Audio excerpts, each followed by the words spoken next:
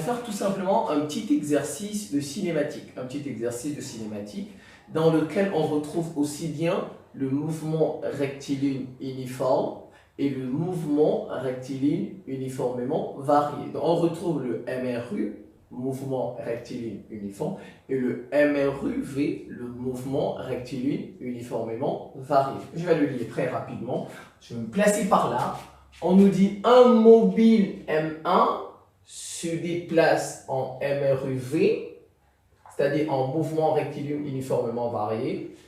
Il quitte à t égale 0 secondes, un point d'abscisse x0 égale,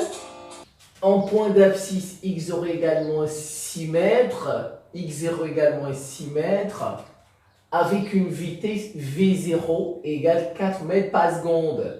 v0 égale 4 mètres par seconde.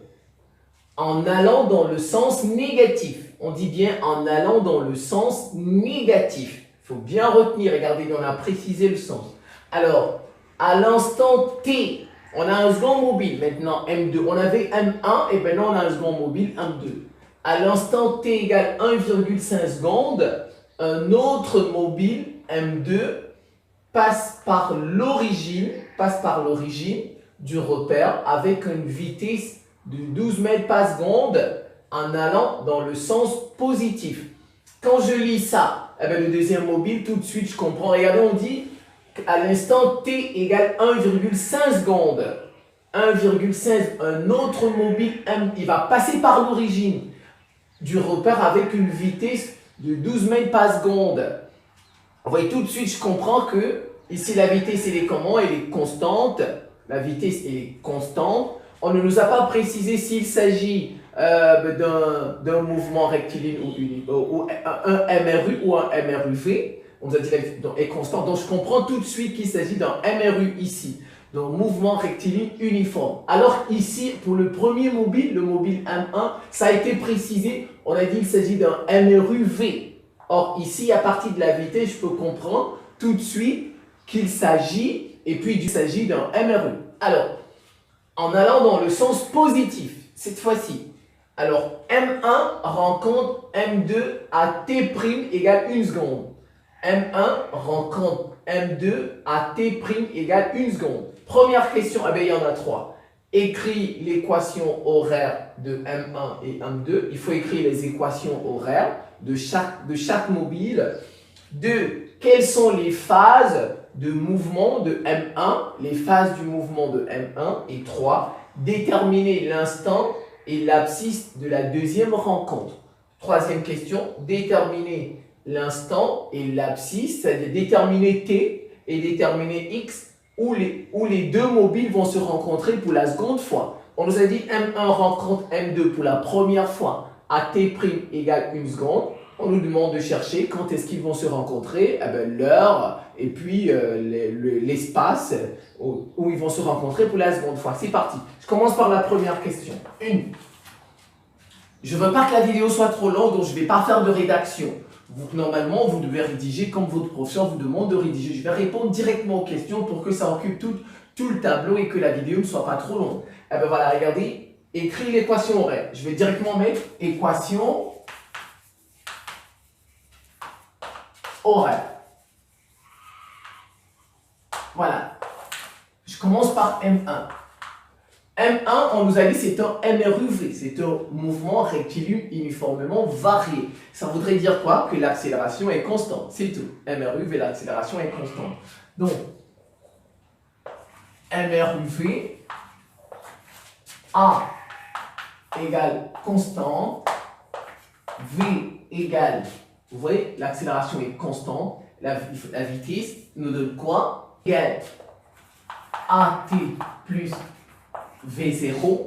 Maintenant, ça c'est la vitesse, ça c'est l'accélération. L'abscisse, X égale 1 demi de AT carré plus V0T plus X0. Je peux mettre la relation indépendante du temps. Je peux mettre aussi, si je veux, la relation indépendante du temps. Je vais la mettre. Ça fait V carré moins V0 carré égale 2 égale 2a facteur de x moins x0. L'accélération est constante, la vitesse, l'abscisse et la relation est dépendante du temps. Ah, maintenant, je peux faire des remplacements.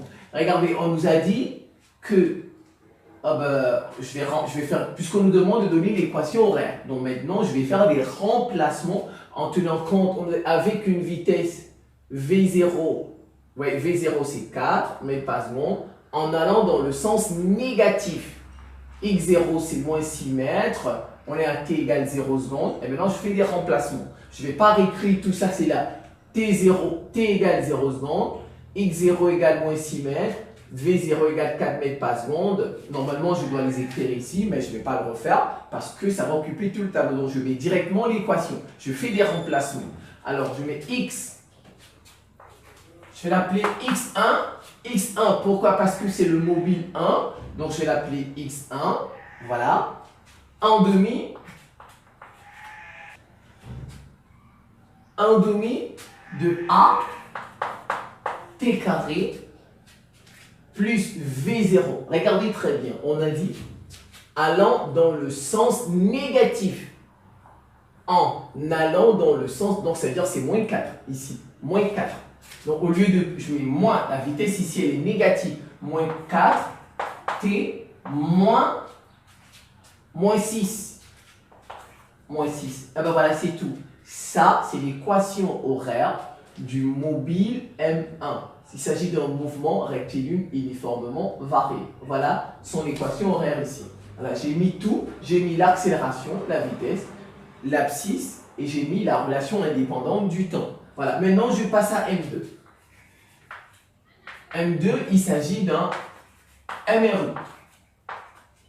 D'un MRU, et puis regardez très bien, on a dit en allant dans le sens positif. Vitesse de 12 mètres par seconde en allant dans le sens positif. MRU, l'accélération est comment? L'accélération est nulle. A égale 0, l'accélération est nulle. La vitesse est égale, la vitesse est constante. La vitesse est constante, vous êtes d'accord? Et puis l'abscisse, x, VT plus x0. C'est tout. Là, il s'agit de l'équation horaire d'un MRU. Voilà. Et puis, je fais juste des remplacements.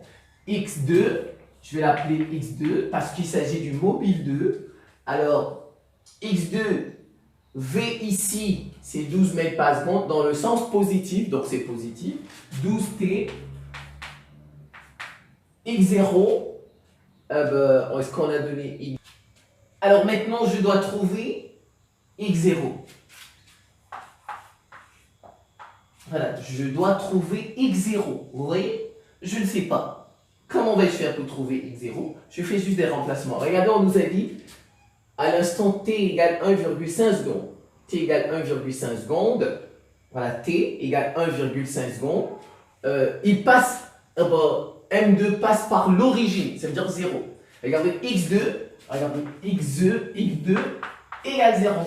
Il passe par l'origine, ça voudrait dire c'est 0, que X2 égale 0. Il passe par l'origine à T, je vais ajouter ça ici, à T égale 1,5 secondes, à T égale 1,5 secondes, X2, le mobile 2, il passe par l'origine. Je fais juste des remplacements. Regardez, X2 c'est qui? C'est tout ça. C'est 12T plus X0 égale 0, n'est-ce pas? X2 c'est ça. Et je remplace. On a dit T c'est combien? 1,5. 12 fois 1,5 plus X0 égale 0. Je vais chercher X0. Donc 1,5 en fait c'est 3,5.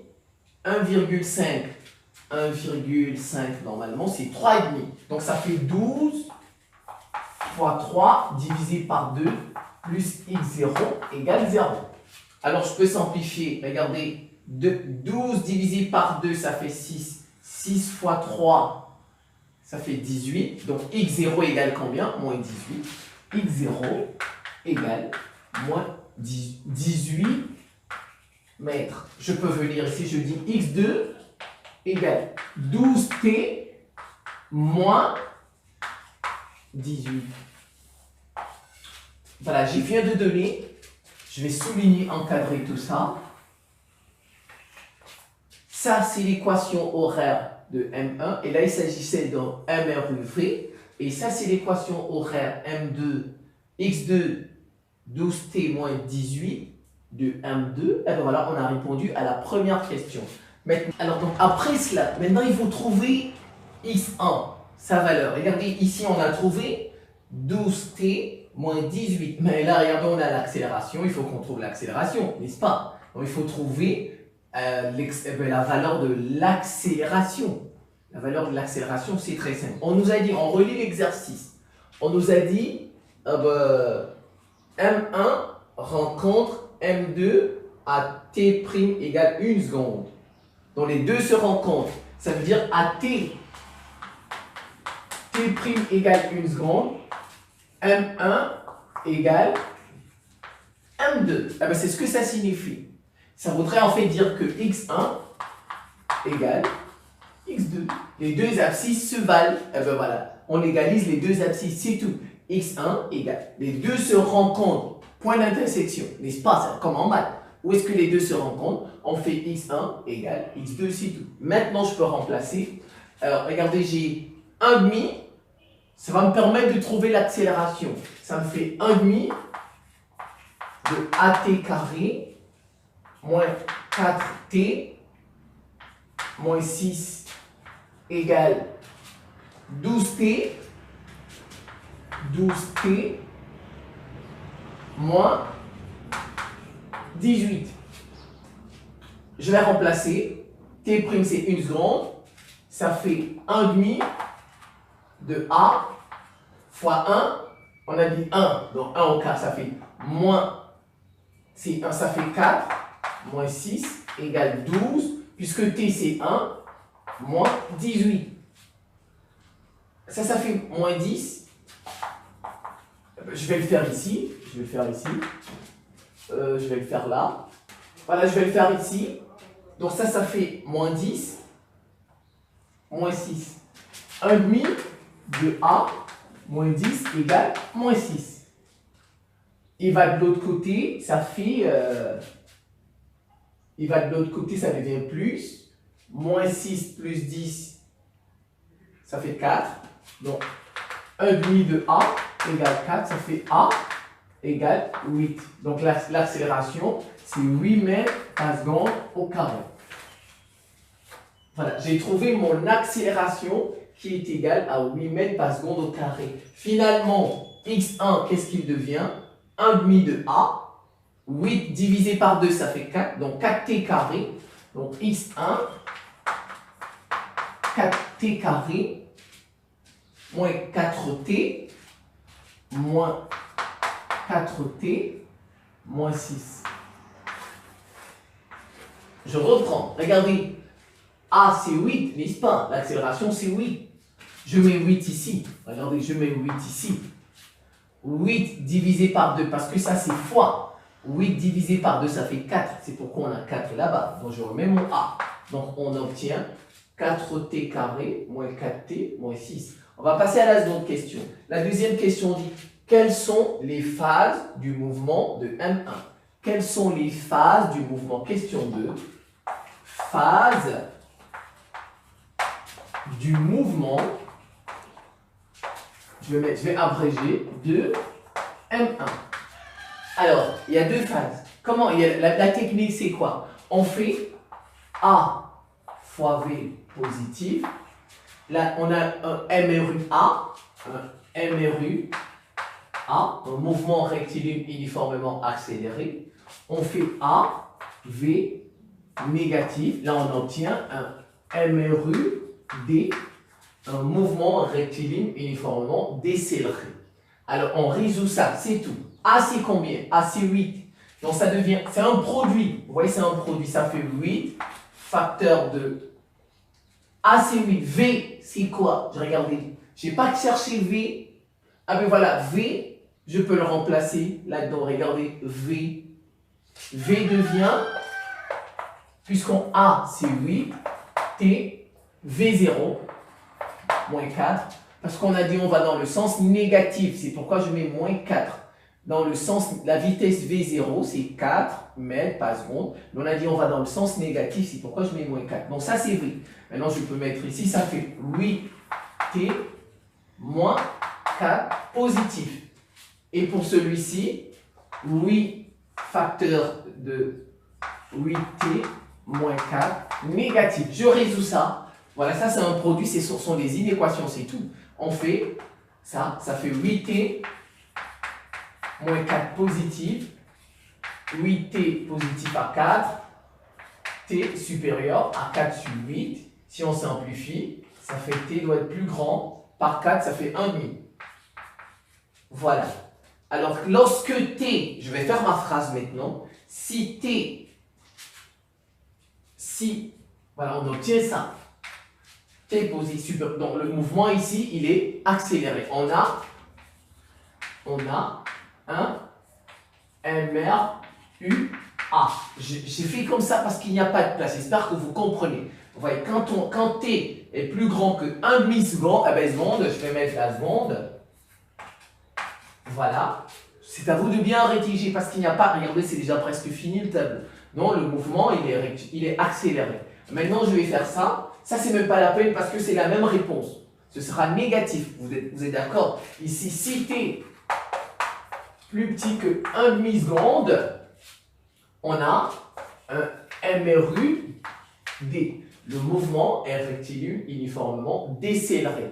Ici, on freine, on ralentit, on décélère. Et bien ici, on accélère.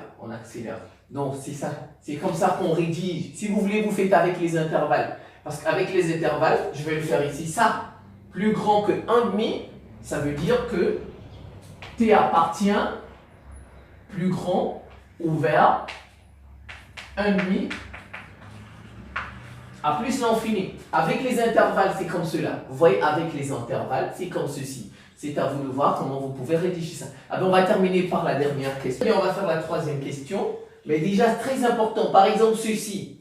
Quand vous voyez, c'est inférieur. Si on vous demande de donner l'intervalle, il ne faut pas écrire moins à l'infini parce que le temps n'est pas négatif. Vous êtes d'accord? Le temps, il n'y a pas de temps négatif. En fait, si vous voulez écrire son intervalle, vous écrirez t appartient à 0 à 1,5 inférieur. Ah ben voilà, c'est ça. En revanche, ici, t appartient de 1,5 à plus l'infini parce que le temps est positif. Mais vous ne pouvez pas mettre les parties négatives ici. Il n'y a pas de partie négative parce que le temps n'est pas négatif. Donc on commence, on dit t appartient. Si vous voulez écrire ça, t inférieur à 1,5 seconde. Ça s'écrit comme ceci. Donc l'origine du temps. Alors maintenant la troisième question. Quand est-ce qu'ils vont se rencontrer? Pour la deuxième fois, on cherche t. Ensuite on cherche x. On fait la même chose. Donc M1, M2, ça veut dire quoi? X1 égale X2. Et on résout. On résout, ça fait 4t carré moins 4t moins 6 égale 12t moins 18. 12t moins 18. Alors je vais résoudre ça. On cherche t. Donc je mets tout ça du même côté. Ça fait 4t carré moins 4t moins 6 plus 18 moins 12t égale 0. Moins 4t, et ça fait moins 16t. Donc, 4t carré moins 16t moins 6 plus 18 plus 12 égale 0. Regardez, ça c'est un triangle du second degré. Vous pouvez utiliser delta pour résoudre ça, n'est-ce pas? On peut déjà, qu'est-ce qu'on peut mettre? On peut mettre 4 en facteur. Je peux mettre 4 en facteur. 4 facteurs de t carré moins 4t plus 3 égale 0. Donc il me reste t carré moins 4t plus 3. Vous pouvez utiliser les mathématiques, delta, pour résoudre ça. On va le faire ici. Alors donc j'ai effacé ici, je vais continuer par là. Regardez, je vais juste reprendre ça. Je peux laisser ce coefficient, n'est-ce pas? Le 4, c'est fini. Je vais prendre ça, égal à 0. Ça fait t carré moins 4t plus 3 égale 0. Vous avez le droit d'utiliser les mathématiques. Vous pouvez faire delta, n'est-ce pas? Delta égale b carré moins 4 AC pour factoriser cela. Mais moi, je ne vais pas utiliser delta parce que delta va me prendre beaucoup de temps. Je vais faire avec ma tête. Regardez comme je vais faire avec la tête. J'ai 3 ici. Comment a-t-on fait pour avoir 3 ici? Donc, ça veut dire en fait, on a fait ça. C'est avec la tête que vous faites ça. Ici, comment on a fait pour avoir 3? En fait, on a fait 1 fois 3. Regardez, quand vous développez ça, 1 fois 3, 3. N'est-ce pas? En fait, c'est 1 fois 3. Alors, donc, comme ici, il n'y a rien, ça voudrait dire que c'est t. Et ici, c'est t. T fois t me donne t carré. Regardez bien. T fois t me donne t carré. 1 fois 3 me donne 3. Positif. Regardez, positif. Alors, mais je me rends compte que j'ai moins ici. Mais donc, j'ai moins là. Donc, c'est un peu... Ça voudrait en fait dire que pour qu'on ait positif ici, il fallait qu'on ait moins ici, moins ici. Regardez bien. Moins 1 fois moins 3, ça vous donne plus 3. Voilà, c'est résolu. Si vous voulez, on va vérifier. Regardez. T fois t, t carré. T fois moins 3, moins 3t. Moins 1 fois t, moins t. Moins 1 fois moins 3, plus 3. Ça fait t carré, moins 4t, plus 3. Vous voyez, je l'ai fait avec la t. Alors, donc, ça, je vais effacer ça. Ça, c'était pour prouver. Maintenant, je résous ça. Ça me donne égal 0. On a déjà résolu ça dans l'exercice. On avait dit si t égale 1, à t égale 1, le premier, regardez, c'est quelque part, je ne sais plus, quand t égale 1, une seconde, c'est la première rencontre. C'était la première rencontre à t égale 1 seconde. Et bien maintenant, donc ça, ce n'est plus la peine de résoudre ça. T égale 1, c'était déjà résolu pour la première rencontre. Première rencontre. Et puis je prends ça, t moins 3 égale 0, t égale 3 secondes. Donc, à t égale 3 secondes, c'est la deuxième rencontre. Alors, on a trouvé t, maintenant on peut trouver x, c'est tout. Vous prenez n'importe laquelle, vous prenez, soit si vous voulez, vous prenez ça, x2, soit vous prenez x1 et vous remplacez. C'est tout pour trouver x. Je vais prendre x2. x2 égale 12t moins 18. x2, 12t fois 3 moins 18, ça vous fait... Ah ben ça fait 36. 36 moins 18, ça fait 18. Donc en fait, on peut dire AX égale 18 mètres.